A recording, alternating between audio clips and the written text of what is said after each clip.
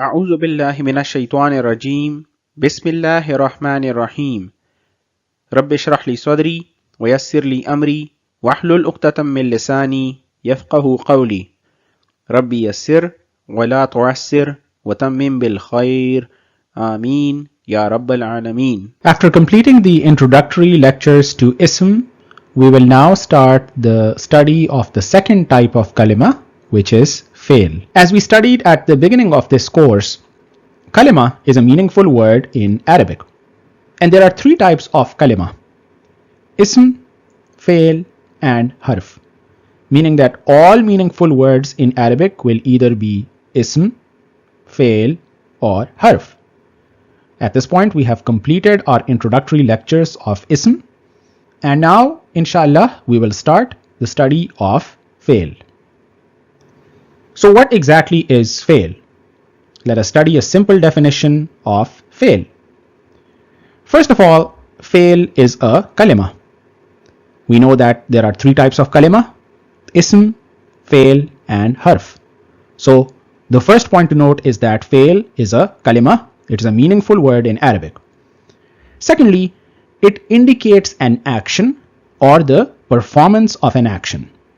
So fayl is a kalima that indicates an action or the performance of an action. And third, fayl will always have a tense. So the simple definition of fayl is: number one, it is a kalima; number two, it indicates an action or the performance of an action; and three, it will always have a tense. Let us study the concept of tense in Arabic in more detail. We are familiar with the concept of tense in English and Urdu language, and we know that there are three types of tenses. We have the past tense, we have the present tense, and we have the future tense. For example, in the past tense, we say walked. In the present tense, we will say walking. And in the future tense, we will say will walk. So in English and Urdu, we have the past tense, the present tense, and the future tense. In Arabic, we also have three tenses. We have the past tense, present tense, and future tense. However, the three tenses are grouped into two forms. There is a past tense form, and then there is a present or future tense form. So past tense in Arabic will have its own category, and present or future tense will have its own category. We already studied that fayl will have a tense. So from the standpoint of tense, fayl exists in two forms: the past tense or the present or future tense. Fayl in the past tense is called mazi, and the term used for present or future tense is mudare.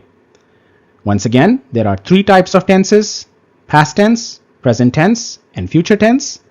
In Arabic grammar, the three tenses are incorporated into two forms: past tense or the present or future tense. We know that fayl always has a tense. So from the standpoint of tense, fayl exists in two forms: the past tense form, which is called mazi, and the present or future tense form, which is called mudare. Let us now introduce another important concept, which is that of masdar. A masdar is an ism that expresses the meaning of an action without indicating a specific tense. In other words, a masdar is not confined to the past, present, or future. What does this mean? In the previous example of tenses, we took the example of walked for past tense, walking for present tense, and will walk for the future tense.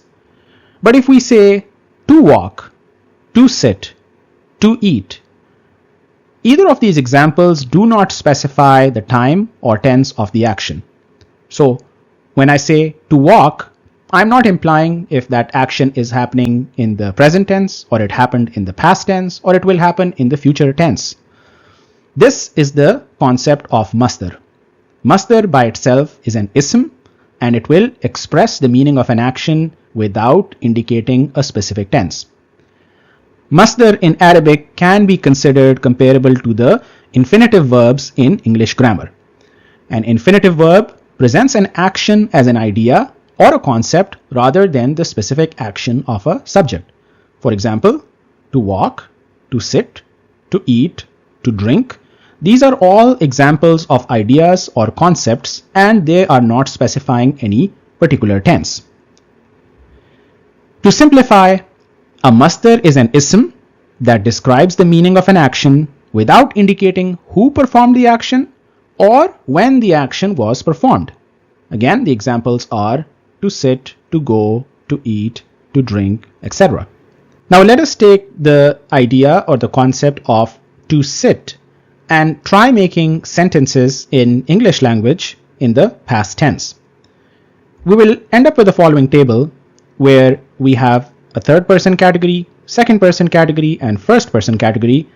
We have the masculine and feminine gender, and we have singular and plural number. In English language, there is no specific category for dual number like we have in Arabic. So, taking the idea of to sit, or in other words, taking the masdar of to sit, let us try to make sentences in the past tense. In the third person category, for masculine, we will say he sat, referring to the third person and referring to the action of to sit. For feminine, we will say she sat, and for plural, we will say they sat. In the second person category, for both masculine and feminine gender, and for singular and plural, we will say you sat. We will say you sat whether we are referring to a boy or a girl, man or woman, two people or a group of people, irrespective of the number or gender, we will say you sat. And for the first person, whether it is masculine or feminine, for singular we will say I sat, and for plural we will say we sat. If we pay attention, in this table we are using 6 different personal pronouns: he, she, they, you, I, we. And we are using these 6 personal pronouns to make 6 sentences. So we can summarize that it is possible to make 6 different sentences using 6 personal pronouns in the past tense for the action of to sit. In the next example, we will use the idea of to walk in the past tense to make sentences. For the third person, we have he walked, she walked, they walked. For the second person, we have you walked. And for the first person, we have I walked, we walked. Once again, we are able to make 6 different sentences using 6 different personal pronouns in the past tense for the concept to walk. In this example, we will use to go to make sentences in the past tense. For third person, we will say he went, she went, they went. For second person, we will say you went. And for first person, I went, we went. These were all examples of how we used an idea or concept of an action such as to go, to sit, to eat, to drink, to make sentences in English language in the past tense.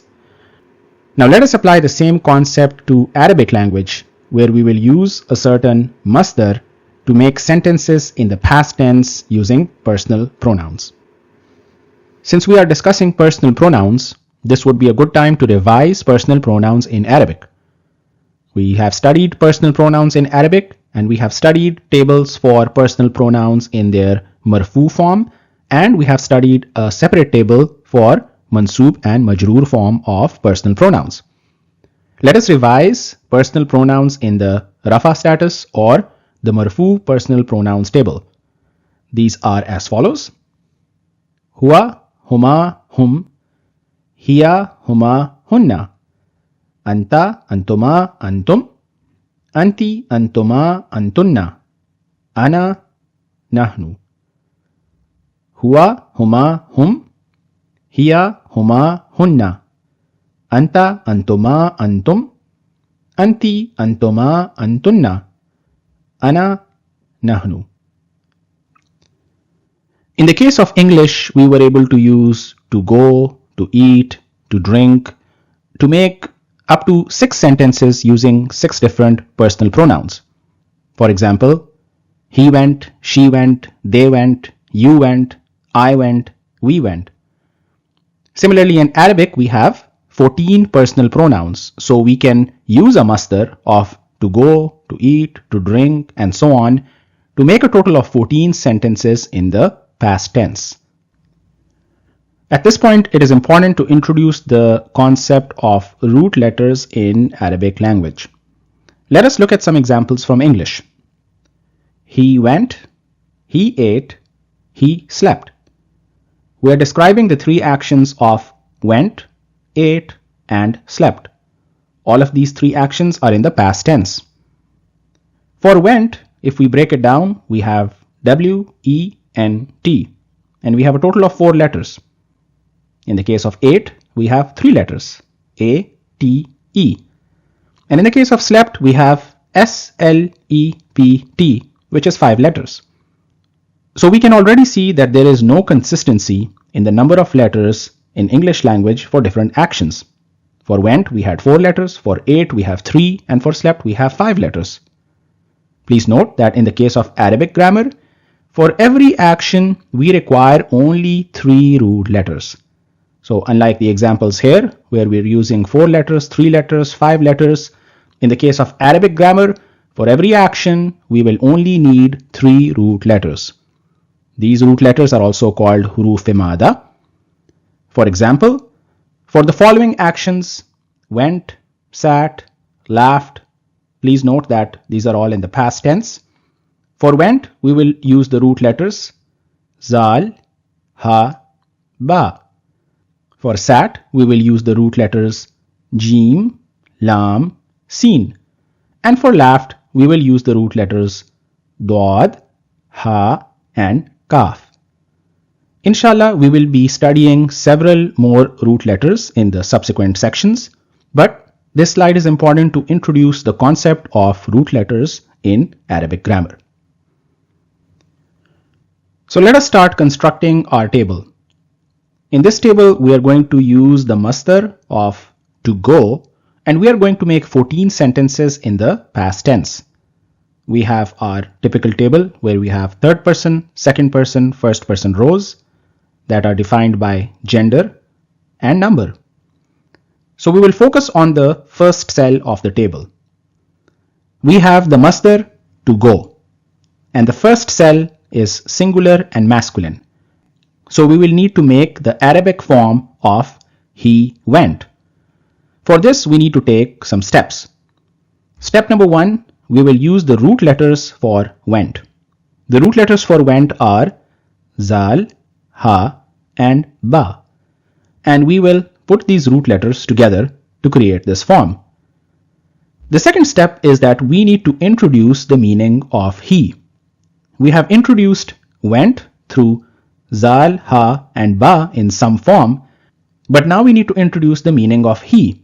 And we can recall from our personal pronouns table in Rafa status that he equals huwa. Now if we write huwa followed by zal, ha, and ba, then we are bringing an ism at the start of the jumla. Huwa is an ism. If we bring an ism at the start of the jumla, that will make this a jumla ismiya.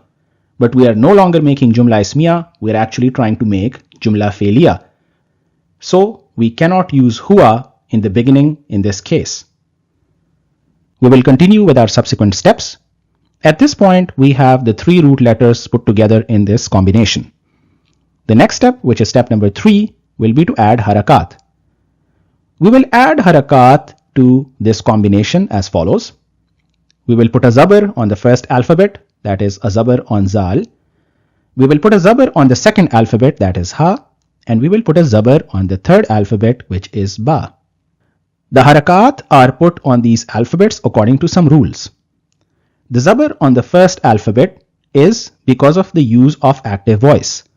And inshallah, in the next slide, we will study the difference between active voice and passive voice. The harakat on the second alphabet is variable, meaning that it can be zabar, zair, or pesh depending on the type of combination of root letters that we have. And finally, the zabar on the final or the third alphabet is fixed according to a rule. So now we have our final result, which is Zahaba. Please note that Zahaba means he went. We clearly see the combination of the three root letters here, Zal, Ha and Ba, but we are not seeing representation of Hua or representation of he. Please note that he or Hua is hidden in Zahaba. Zahaba means he went. And for reason that we explained in the last slide, if we were to add Hua here, then Hua is an ism. And if an ism is coming at the beginning of a jumla, that will make it a jumla ismiya. But Zahaba is actually a complete jumla failiyah.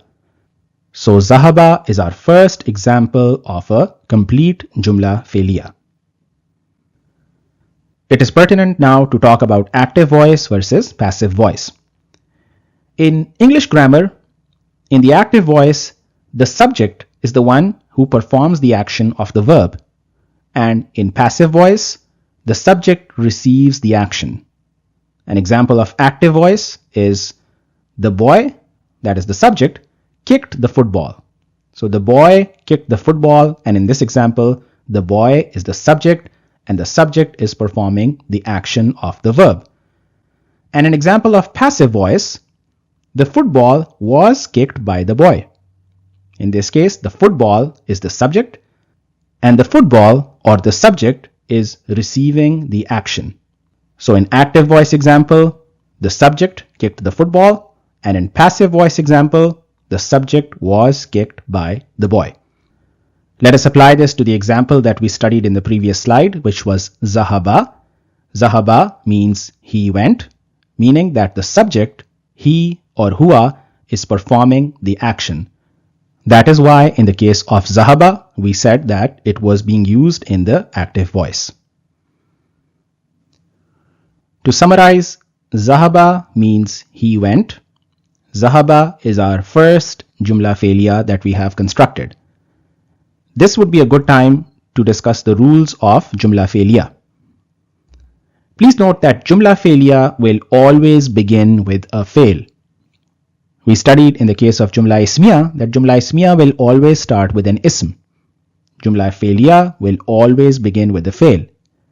Next, jumla failiyah will have at least two parts, fail and fayl. Similar to jumla ismiya, where we said that jumla ismiya has two parts, mubtada and khabar.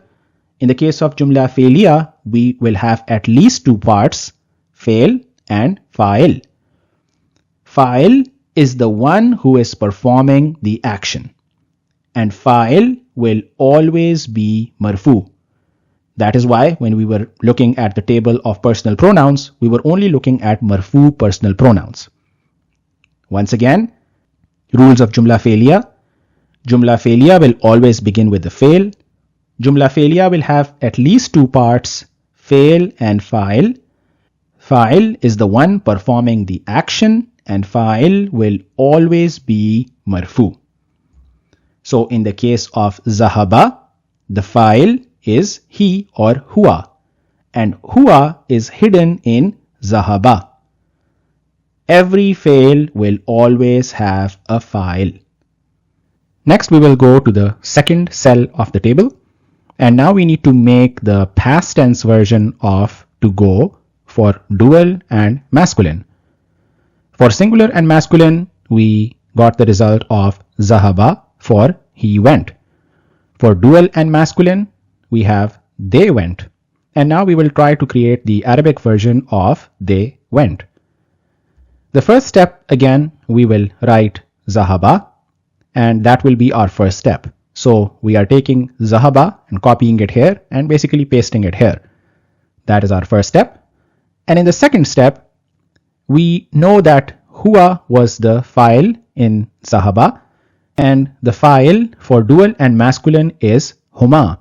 So fayl is Huma and it is hidden, but it will still have some indication of its presence, and that presence will be manifested as Zahaba. So our final result here is Zahaba. So we have Zahaba for singular and masculine, and for dual and masculine in the third person we have Zahaba. Zahaba means he went. Zahaba means they went, referring to dual and masculine. Next, we will move to the third cell of our table. For the first cell, we have Zahaba, he went. Zahaba, they went. And now we need to make the Arabic for they went, referring to masculine and plural. Once again, the first step will be we will write Zahaba and we will copy and paste it here. Then we will have our second step, which will be to focus on the fayl. The fayl in the case of plural and masculine is hum. And once again, this fayl is hidden, but it will show some indication of its presence.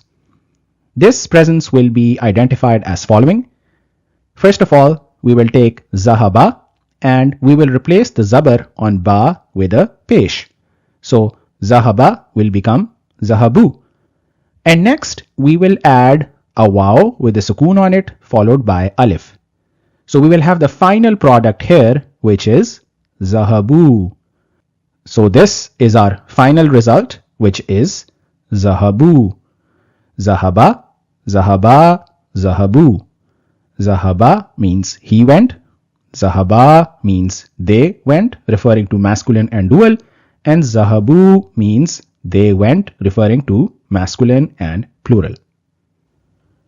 Now we will work on the fourth cell of the table. So far we have Zahaba, Zahaba, Zahabu, and now we will work on the singular feminine cell in the third person.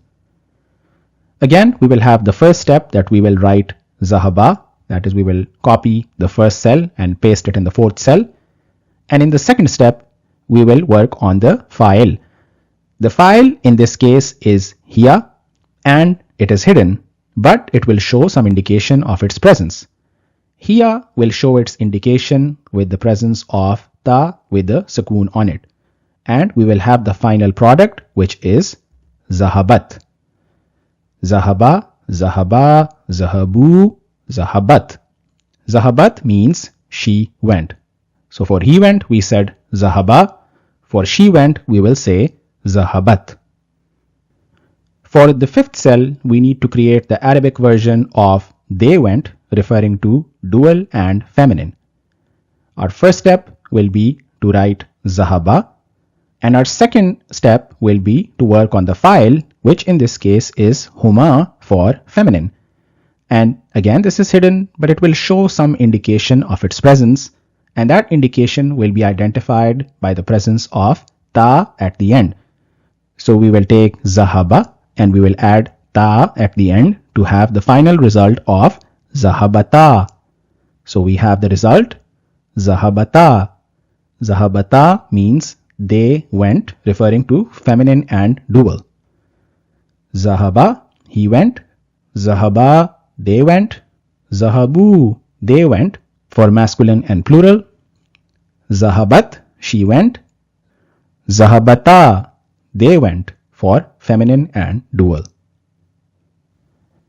Next we will move to the sixth cell of the table. This cell of the table is very important. It's a very important part of the table because this is where the pattern of jumla failiyah will change for the rest of the table. So we have to pay attention to a few things. Let us work on creating this cell, which means they went, referring to plural and feminine, and let us try to formulate the Arabic version for they went for feminine and plural. The first step again is to write Zahaba. The second step, we will change Zahaba to Zahab. The zabar on ba will be replaced by sukoon on ba, and now we have Zahab. In the third step, we can copy paste Zahab in the rest of the table. So for the rest of the table, we will have the same pattern of Zahab, Zahab, Zahab, Zahab, Zahab, and so on. And coming back to our cell number 6, we will have the fourth step, which is to indicate the presence of hunna. Hunna is hidden, but it will show some indication of its presence. And the way hunna will show its presence is that we can take Zahab and we can add noon with zabar on it to have Zahabna. So the final product is Zahabna. The table that we have so far, for the third person. Zahaba, he went. Zahaba, they went, referring to masculine and dual. Zahabu, they went, referring to masculine and plural. Zahabat, she went. Zahabata, they went, for feminine and dual. And Zahabna, they went, referring to feminine and plural. Zahaba, Zahaba, Zahabu, Zahabat, Zahabata, Zahabna. Now we will move on to the second person section of the table, and we will try to make Arabic jumla failiyah for the following. You went, you two masculine went, you all masculine went, you went for feminine, you two feminine went, you all feminine went. For this we will need to follow some steps. The first step will be to remind ourselves of the second person personal pronouns. Second person personal pronouns that were marfu were as follows: anta, antuma, antum, anti, antuma, antunna. Next, we will remove an from anta, antuma, antum, anti, antuma, antunna, and by removing an from each, we will have ta, tuma, tum, ti, tuma, tunna. If we recall from our previous slide, we had zahab written in all of these 6 cells. What we will do now is we will add zahab to all of the following, and we will have the following results: zahabta, zahabtuma, zahabtum, zahabti, zahabtuma, zahabtunna. Zahabta, you went, referring to the masculine gender. Zahabtuma, you two masculine went.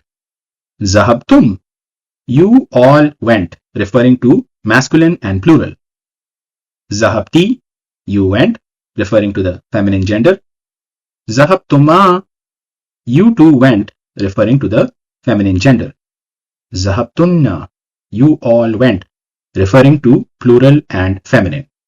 To revise, we have zahaba, zahaba, zahabu, zahabat, zahabata, zahabna, zahabta, zahabtuma, zahabtum, zahabti, zahabtuma, zahabtunna, zahaba, zahaba, zahabu, zahabat, zahabata, zahabna. This is where the pattern will change to zahab. Zahabna, zahabta, zahabtuma, zahabtum, zahabti, zahabtuma, zahabtunna. Now we will try to make the equivalent of I went. We are now down to the first person section of the table. For this, let us pay attention to the following column. At the top we have zahabat, where ta has sukoon on it. Then we have zahabta, where ta has zabar on it. We have zahabti, where ta has zair under it. And the only option that is left is the option of pesh. So we will take only one step, and we already have zahab in this cell.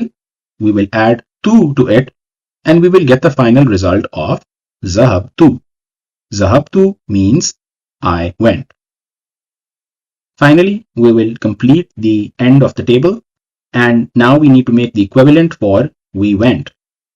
Again, we have zahab already registered in this cell. The only step that we need to make is to add na to zahab, and we will get the result of zahabna. Zahabna means we went. At this time, we have completed our table of jumla failiyah in the past tense using personal pronouns as fayl. Please recall that every jumla failiyah must have a fayl and a fayl. The fayl in this table are from the marfu personal pronouns table, and fayl must be marfu. Using the masdar of to go, we made the following table in the past tense. And we will revise this table a couple of times so we become familiar with it. Zahaba, zahaba, zahabu, zahabat, zahabata, zahabna, zahabta, zahabtuma, zahabtum, zahabti, zahabtuma, zahabtunna, zahabtu, zahabna. Please note the change in pattern from cell number 6, where we keep saying zahab, zahabna, zahabta, zahabtuma, zahabtum, ذهبتي ذهبتما ذهبتن ذهبت ذهبنا. سبحانك اللهم وبحمدك أشهد أن لا إله إلا أنت أستغفرك وأتوب إليك.